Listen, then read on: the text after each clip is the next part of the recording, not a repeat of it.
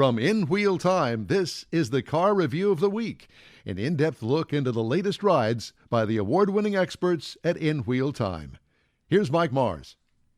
Time now for this hour's car review. Mr. Mars got a chance to drive the 2019 Ford Mustang GT. Oh, boy. Yeah, well, that was the same Mustang GT that I was supposed to have a month earlier, but guess what? Somebody wrecked it. Somebody wrecked it. So, no, it wasn't him. It was another journalist that got it out of the press fleet. So whoever that was, thanks a lot. Let me just say. Did they fix the tires on it before you got it? Ken put a new set of tires on the back of it before he sent it down. And you burn them off. And I did my best to make up for you not being able to drive it. Thanks. I drove it for both of us. Thank you very much for that. I appreciate that. It's just my luck. It's kind of like women. I'm not going there. What we're talking about, we're going to talk about the original pony car. I mean, this is the one that really started it all back in 64 and a half and kind of led to a lot of the things that car enthusiasts have really enjoyed over the years. Now, theoretically, this thing seats 4 people. Now, I'm going to say that's got to be some sort of government regulation. I think what they should do between the Mustang and the Camaro, they should really have a rear seat delete option, kind of like they did back in the day with the radio delete and the heater delete. Yeah, just saying. You might as well, because Shelby did. My 12-year-old granddaughters won't get back there. It's just too small. But anyway, so for 2019, they've kind of made things. They've done it over the last few years. They made it more aggressive in the aerodynamics, got active grille shutters on it, a lot of the things that technology's provided to help with the performance and the EPA and get fuel economy up, but it's still a hot rod.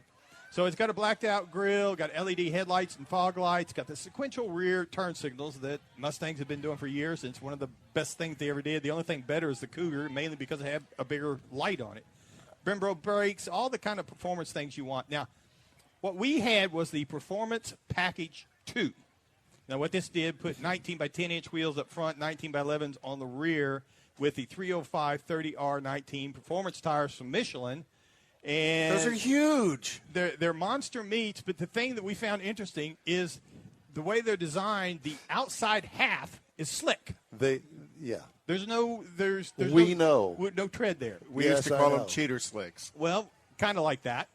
So that was from the factory. The other thing that I thought was really cool, it's got a unique rear spoiler. It's got an active performance exhaust. So whenever you switch the drive mode to the track or the drag strip, it really enhances that exhaust. It sounds awesome. I'm wondering if we could adjust that so whenever you get it anywhere near half throttle, then it automatically kicks that performance sound. Oh, they have kits where you can buy a remote. You can click it off. It's cutouts is what it is.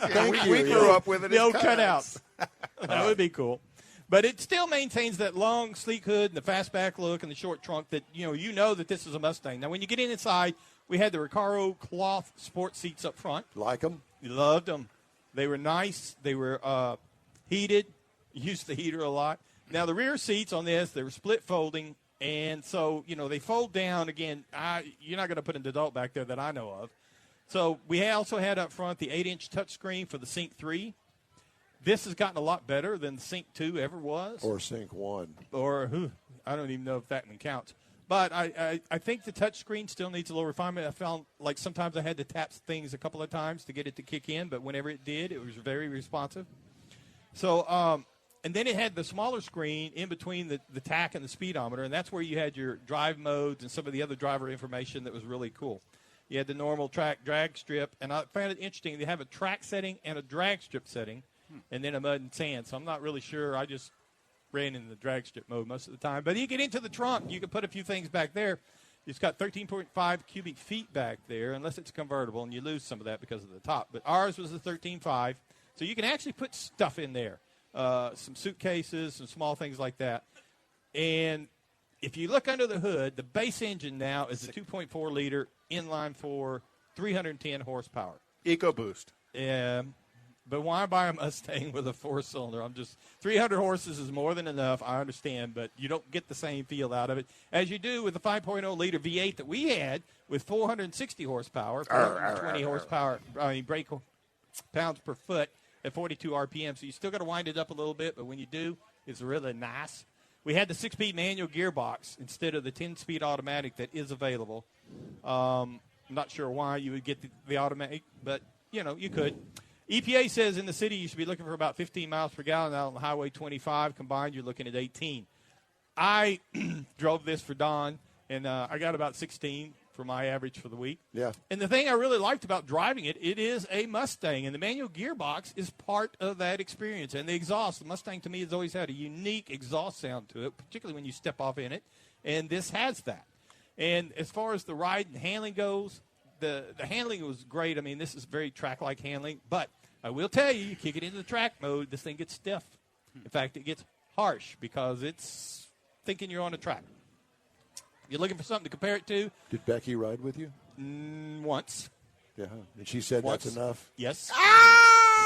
That's it. That was it. It was. Anyway, I had to show her. Please. I had to show her how it works from the 1-2 shift. But anyway, so if you're looking for something to compare it to, you're going to look at the Chevy Camaro. You're going to look at the Dodge Challenger, which I'll note is the only one that you can actually put an adult in the rear seat. And you could actually even look off into the BMW 4 Series if you want to bring something else into it.